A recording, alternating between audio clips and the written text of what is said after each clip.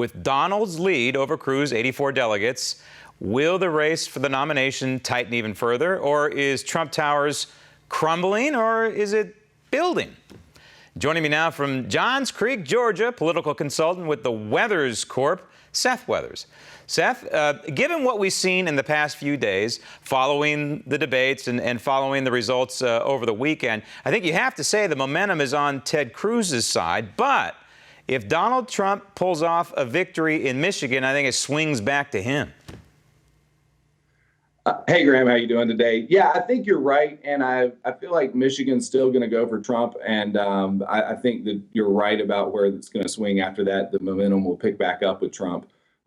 Ted's certainly he's had a good week or so, I guess, but I don't think it's going to be enough to push him over the top. And you got Florida and Ohio next week, so I think it's game over at that point, and especially after today. Yeah, and with Michigan, it's interesting because it is a closed primary, and many of Donald Trump's 12 victories so far have taken place in open primaries where, he's boasted about independents and Democrats coming over and voting for him, which is fine in an open primary. When we have a closed primary, it's obviously a different dynamic. So if he can win in Michigan, it proves an important point, not only to himself and to his campaign, but I think to observers within the Republican Party that he can win just among Republicans. I think you're right, and I think that we'll see that tonight. And I think that he's been out there working hard, making sure people were aware of the fact that they did have to be registered Republicans to be able to vote for him. And so I think tonight will show us how many of them actually went and followed through with that. Back to the debate performance, actually the last two, but in particular the last one with Donald Trump, and the momentum's shifting to Ted Cruz.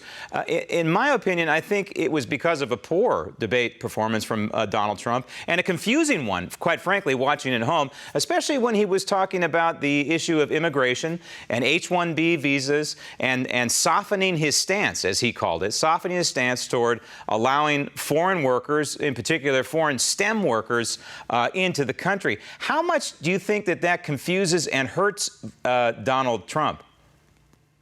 It may have come across as a little bit confusing, but I think the difference is, and what voters will hear from that, is when confronted with new information, Trump is willing to accept what that new information is and go with it. Whereas another politician would be scared to death to change their view in the slightest way.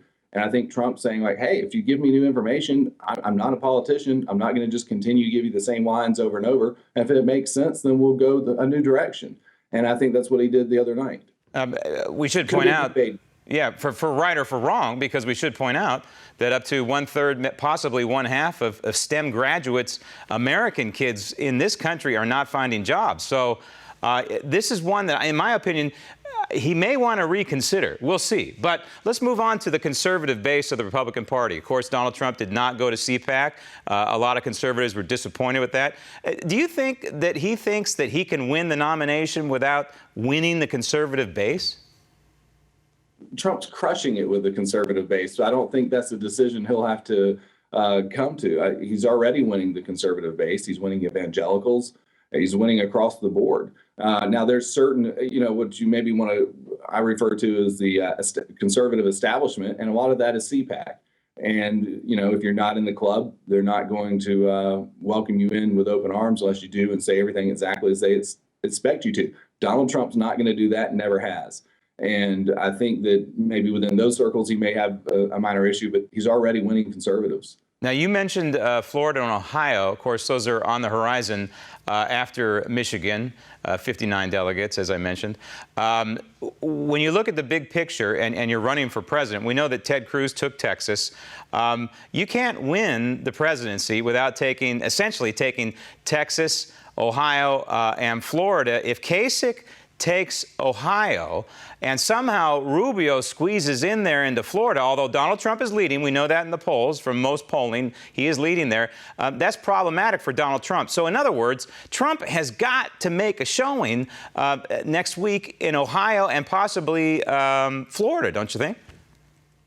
Absolutely. He has to do well there. And, as for Rubio with Florida, I don't see any way that he can make up the distance he needs to with the lead there that Trump has. And so and Cruz certainly is not going to win Florida. So I think that Florida ends up in Trump's hands. And I think that that's going to be a major factor going forward due to the delegate mass you get out of a winner take all state like Florida. And, I think he has a very good opportunity on Ohio as well. So how does Marco Rubio stay in the race if he does not take Florida? He doesn't, does he? He's got to, at that point, drop out, does he not? You would think you'd have to, but this is a very strange election cycle with very strange things happening. So who knows what will happen? I think there will be a major effort on the part of a lot of people to get him to get out of the race at that point. But, there's this whole theory of people staying in and trying to go all the way to the convention and having a fight there. And, Mitt Romney seems to already be prepared to take the coronation as the next president. If we ask, he's willing to serve. But so I think that you're going to have both sides of that argument. Well, I still don't see a pathway to the nomination, even if Marco takes Florida and Kasich takes Ohio. Those two should be gentlemen. They should think about party and country first, and they should get out of the way. Meantime, if Trump happens to take Michigan, it is a big win and a big step toward the nomination. Seth, thank you. Coming up next, the Ted Cruz two-candidate path to the nomination. Also ahead, Mexico's president on the Donald. Solo ha llevado realmente escenarios muy... There have been episodes in the history of humanity, unfortunately, where these expressions, this strident rhetoric, has led to ominous scenarios. That is how Mussolini and Hitler came into power.